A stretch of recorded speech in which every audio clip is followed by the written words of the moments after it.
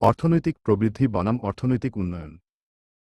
সাধারণত প্রবৃদ্ধি ও উন্নয়নকে একই মনে হলেও অর্থনীতির ভাষায় এদের মধ্যে গভীর পার্থক্য বিদ্যমান।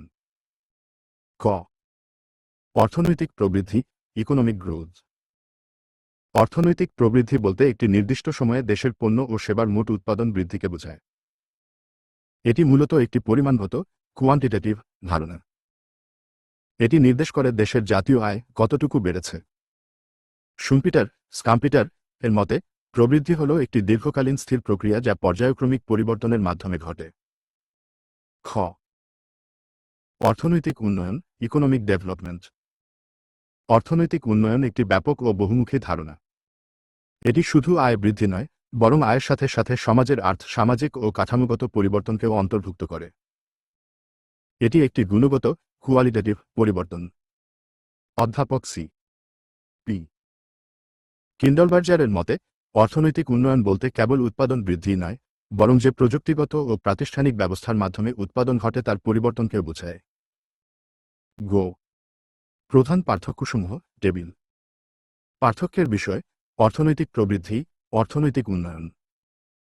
ড্যাশ ড্যাশ ড্যাশ দাড়ি ড্যাশ ড্যাশ ড্যাশ দাড়ি ড্যাশ ড্যাশ ড্যাশ। দেশের মোট উৎপাদন বা আয় বৃদ্ধি। জীবনমান, শিক্ষা ও কাঠামোগত উন্নতি। 2। প্রকৃতি, এটি কেবল পরিমাণগত পরিবর্তন। এটি পরিমাণগত ও গুণগত উভয়। 3। পরিধি, এটি একটি সংকীর্ণ ধারণা। এটি অত্যন্ত ব্যাপক ও বহুমুখী ধারণা। 4। লক্ষ্য, প্রধান লক্ষ্য জাতীয় আয় বৃদ্ধি। লক্ষ্য দারিদ্র্য বিমোচন ও বৈষম্য দূর করা। 5। সময়কাল, এটি সাধারণত স্বল্পমেয়াদী। এটি একটি দীর্ঘমেয়াদী ধারাবাহিক প্রক্রিয়া। 6। উন্নত, অনুন্নত, উন্নত দেশগুলোর জন্য এটি প্রযোজ্য। অনুন্নত বা উন্নয়নশীল দেশের জন্য এটি মূল লক্ষ্য। 2। অর্থনৈতিক উন্নয়নের পরিমাপের সূচকসমূহ।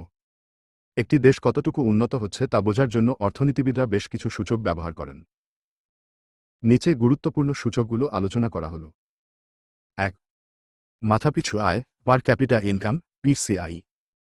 এটি উন্নয়নের প্রাচীন ও জনপ্রিয় সূচক। দেশের মোট জাতীয় আয়কে মোট জনসংখ্যা দিয়ে ভাগ করলে মাথাপিছু আয় পাওয়া যায়। মাথাপিছু আয় বাড়লে মানুষের ক্রয়ক্ষমতা বাড়ে, যা উন্নয়নের ইঙ্গিত দেয়।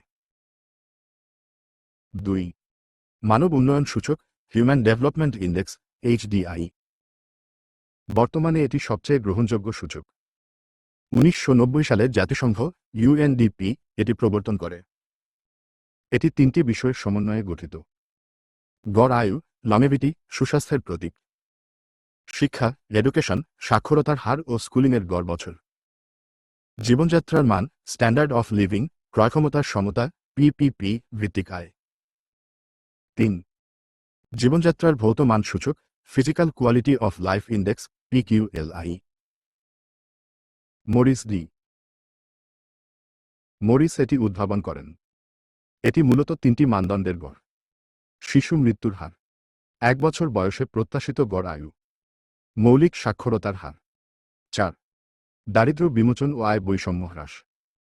দেশের আয় বাড়ছে কিন্তু ধনী দরিদ্রের ব্যবধানও বাড়ছে, এমন পরিস্থিতিকে উন্নয়ন বলা যায় না। তাই উন্নয়নের একটি বড় সূচক হল দারিদ্র্যের হার কমানো এবং সম্পদের সুষম বণ্টন নিশ্চিত করা। এর জন্য গিনি সহগ, জিনি কয়ফিসিয়েন্ট ব্যবহার করা হয়। 5। কাঠামোগত পরিবর্তন। একটি দেশের অর্থনীতির মূল চালিকাশক্তি কৃষি থেকে শিল্প ও সেবা খাতের দিকে ধাবিত হওয়াকে উন্নয়ন বলা হয়। প্রযুক্তির ব্যবহার এবং আধুনিকায়ন উন্নয়নের অন্যতম মানদণ্ড। 6। টেকসই উন্নয়ন লক্ষ্যমাত্রা, SDGs। বর্তমানে পরিবেশ রক্ষা করে উন্নয়ন করাকে সাস্টেইনেবল ডেভেলপমেন্ট প্রধান সূচক ধরা হয়। অর্থাৎ বর্তমানের প্রয়োজন মেটানো হবে এমনভাবে যাতে ভবিষ্যৎ প্রজন্মের সম্পদ নষ্ট না হয়। উপসংহার: পরিশেষে বলা যায়, অর্থনৈতিক প্রবৃদ্ধি হল উন্নয়নের একটি প্রয়োজনীয় শর্ত কিন্তু পর্যাপ্ত নয়। প্রবৃদ্ধি ছাড়া উন্নয়ন সম্ভব নয়, কিন্তু প্রবৃদ্ধি মানেই উন্নয়ন নয়।